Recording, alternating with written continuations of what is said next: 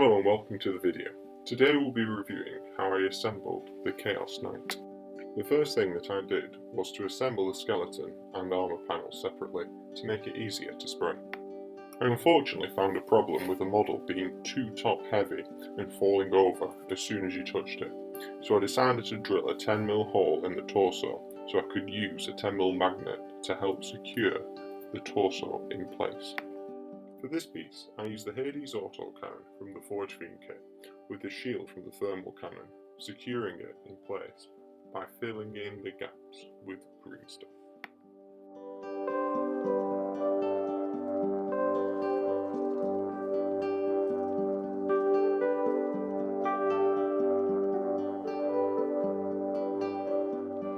I then sprayed the skeleton lead belcher and the armor panels Retributor armor to make painting both much easier.